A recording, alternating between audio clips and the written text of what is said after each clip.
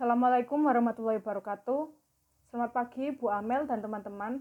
Kami dari kelompok 5 yang beranggotakan Dia Ayu Triwulandari, Laila Nuri Madani, dan Ninita Aulia Prasetyo akan mempresentasikan tentang kerangka konseptual akuntansi pemerintahan.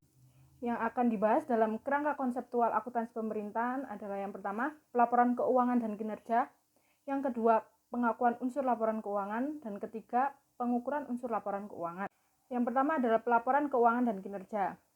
Dalam pertanggungjawaban pelaksanaan APBN atau APBD, setiap entitas pelaporan wajib menyusun dan menyajikan laporan keuangan dan laporan kinerja. Laporan keuangan pemerintah yaitu yang pertama, laporan pelaksanaan anggaran atau budgetary reports, terdiri dari LRA dan laporan perubahan SAL. Yang kedua, laporan finansial, terdiri dari neraca, LO, LPE, dan LAK. Yang ketiga, CALK, adalah laporan yang menjelaskan dengan rinci atas laporan-laporan pelaksanaan anggaran maupun laporan finansial. CALK merupakan laporan yang tidak dapat dipisahkan dengan laporan pelaksanaan anggaran dan laporan finansial.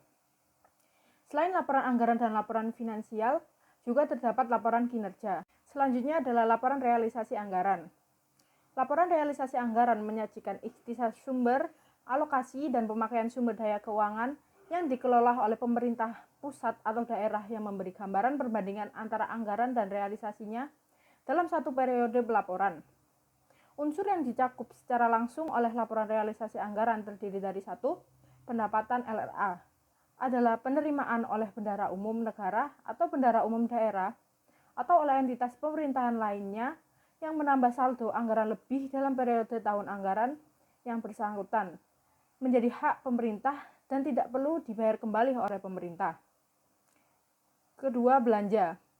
Belanja adalah semua pengeluaran oleh bendahara umum negara atau bendahara umum daerah yang mengurangi saldo anggaran lebih dalam periode tahun anggaran bersangkutan yang tidak akan diperoleh pembayarannya kembali oleh pemerintah. Yang ketiga, transfer. Transfer adalah penerimaan atau pengeluaran uang oleh suatu entitas pelaporan dari atau kepada entitas pelaporan lain, termasuk dana perimbangan dan dana bagi hasil. Yang keempat, pembiayaan atau financing. Pembiayaan adalah setiap penerimaan atau pengeluaran yang tidak berpengaruh pada kekayaan bersih entitas, yang perlu dibayar kembali dan akan diterima kembali, baik pada tahun anggaran bersangkutan maupun tahun-tahun anggaran berikutnya dalam penganggaran pemerintah. Terutama dimaksudkan untuk menutup defisit atau memanfaatkan surplus anggaran. Penerimaan pembiayaan dapat berasal dari pinjaman dan hasil investasi.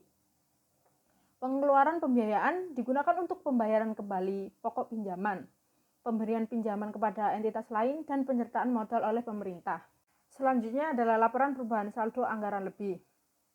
Laporan perubahan saldo anggaran lebih menyajikan informasi kenaikan atau penurunan saldo anggaran lebih tahun pelaporan dibandingkan dengan tahun sebelumnya.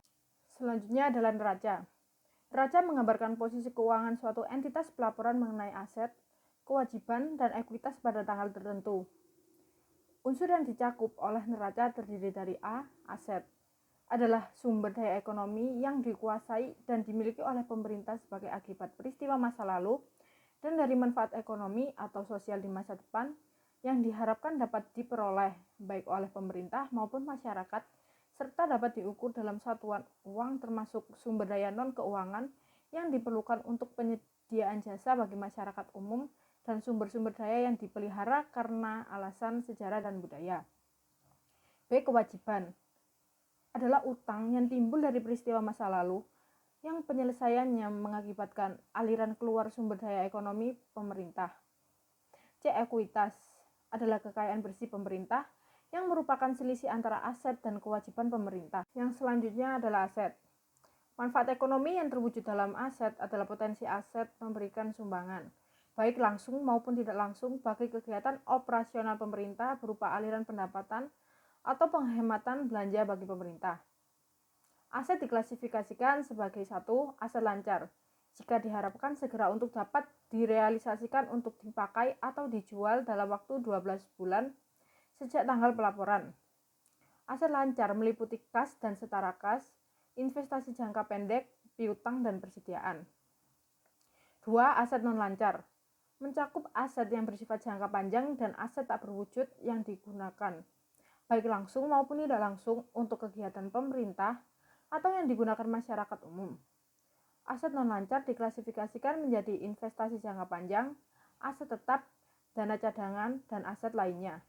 Selanjutnya adalah investasi jangka panjang. Investasi jangka panjang merupakan investasi yang diadakan dengan maksud untuk mendapatkan manfaat ekonomi dan manfaat sosial dalam jangka waktu lebih dari satu periode akuntansi.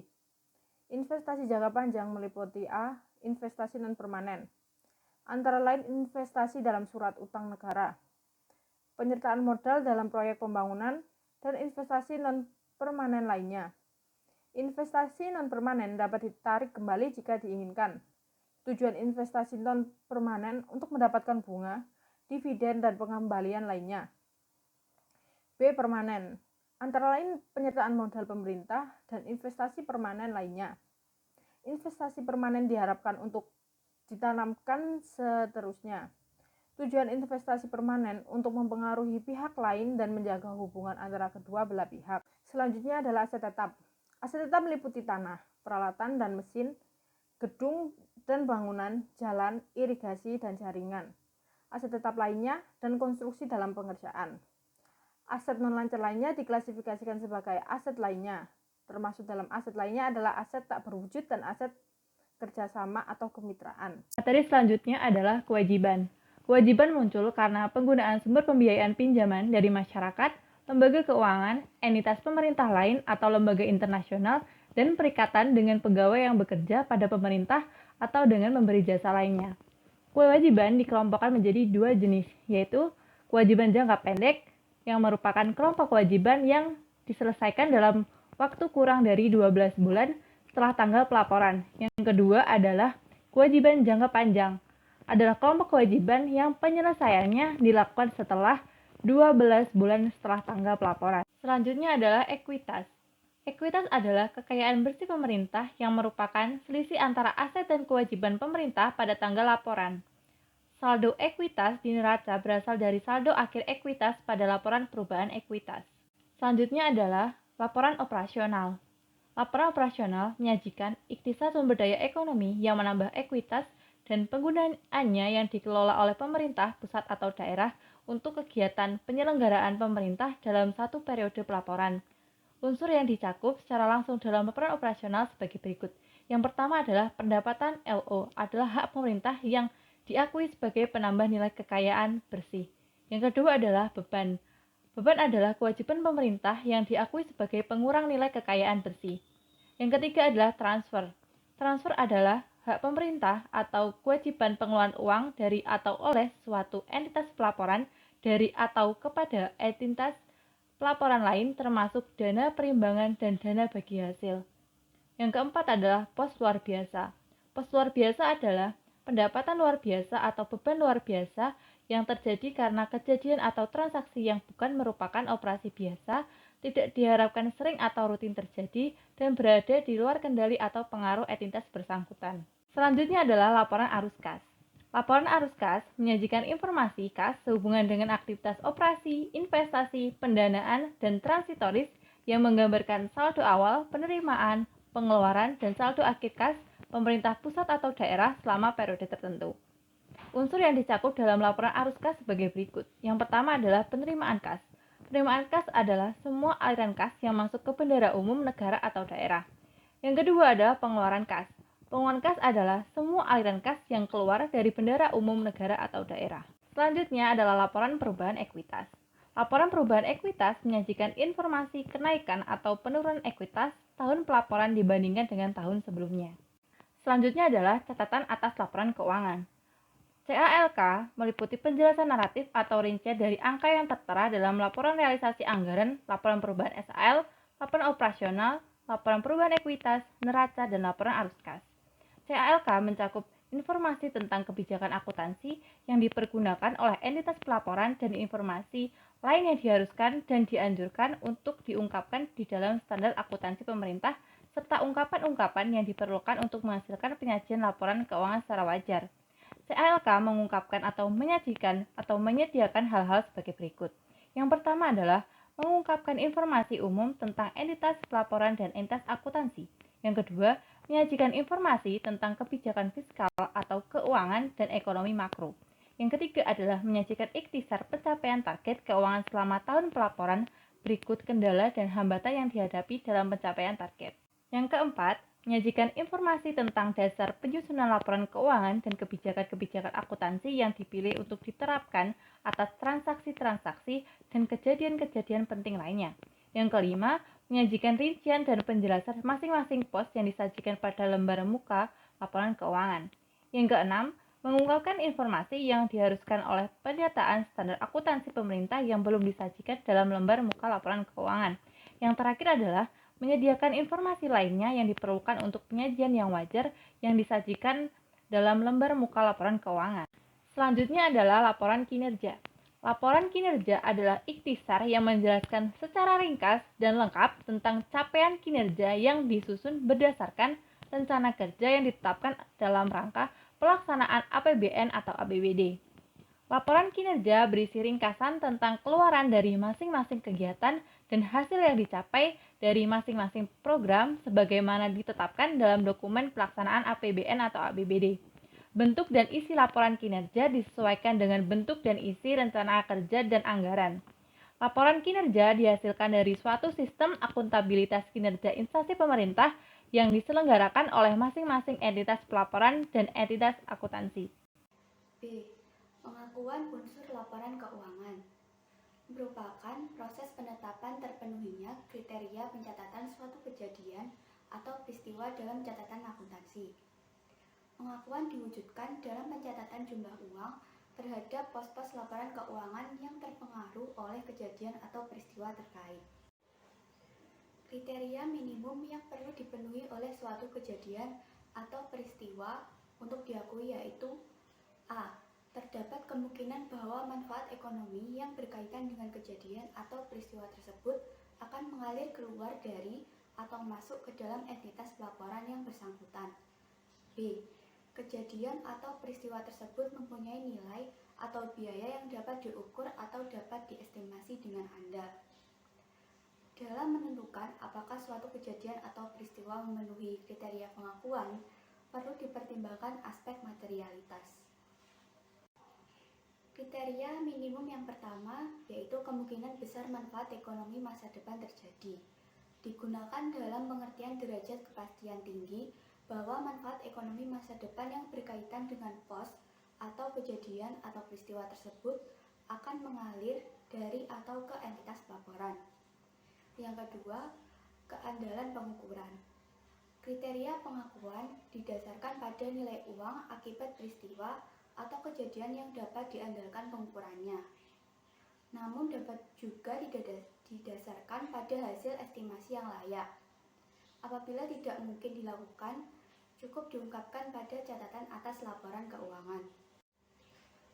Yang ketiga, pengakuan aset. Aset diakui pada saat potensi manfaat ekonomi masa depan diperoleh oleh pemerintah dan mempunyai nilai atau biaya yang dapat diukur dengan andal. Aset dalam bentuk piutang atau beban dibayar di muka diakui ketika hak klaim untuk mendapatkan arus kas masuk atau manfaat ekonomi lainnya dari entitas lain telah atau tetap masih terpenuhi dan nilai klaim tersebut dapat diukur atau diestimasi. Aset dalam bentuk kas yang diperoleh pemerintah antara lain bersumber dari pajak, bea masuk, cukai, penerimaan bukan pajak, retribusi, pungutan hasil pemanfaatan kekayaan negara, transfer, dan setoran lain-lain serta penerimaan pembiayaan seperti hasil pinjaman. Yang ketiga, aset tidak diakui jika pengeluarannya telah terjadi dan manfaat ekonominya dipandang tidak mungkin diperoleh oleh pemerintah setelah periode akuntansi berjalan. Yang keempat, pengakuan kewajiban. Diakui jika besar kemungkinan bahwa pengeluaran sumber daya ekonomi akan dilakukan untuk menyelesaikan kewajiban yang ada sampai saat pelaporan dan perubahan atas kewajiban tersebut mempunyai nilai penyelesaian yang dapat diukur dengan andal. Diakui pada saat dana pinjaman diterima atau pada saat kewajiban timbul. Yang kelima, pengakuan pendapatan. Pendapatan LO diakui pada saat timbulnya hak atas pendapatan tersebut atau ada aliran masuk sumber daya ekonomi. Pendapatan LRA diakui pada kas diterima di rekening kas umum negara atau daerah atau oleh entitas pelaporan. Yang keenam, pengakuan beban dan belanja. Beban diakui pada saat timbulnya kewajiban, terjadinya konsumsi aset atau terjadinya penurunan manfaat ekonomi atau potensi jasa.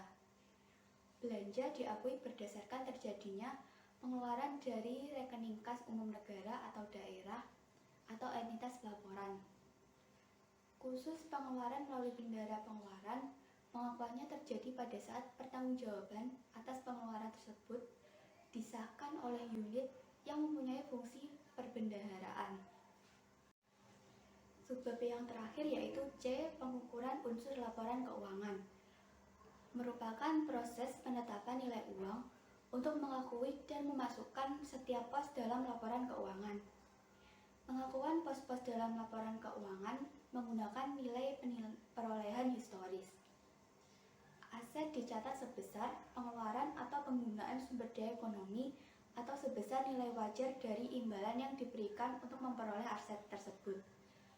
Kewajiban dicatat sebesar nilai wajar sumber daya ekonomi yang digunakan pemerintah untuk memenuhi kewajiban yang bersangkutan. Pengukuran pos-pos laporan keuangan menggunakan mata uang rupiah. Transaksi yang menggunakan mata uang asing dikonversi terlebih dahulu dan dinyatakan dalam mata uang rupiah. Konversi mata uang asing dalam rupiah dinilai berdasarkan nilai tengah, yaitu nilai jual dan nilai beli dibagi 2. Sekian presentasi dari kelompok kami. Apabila terdapat kesalahan dalam penyampaian materi, kami mohon maaf. Terima kasih. Wassalamualaikum warahmatullahi wabarakatuh.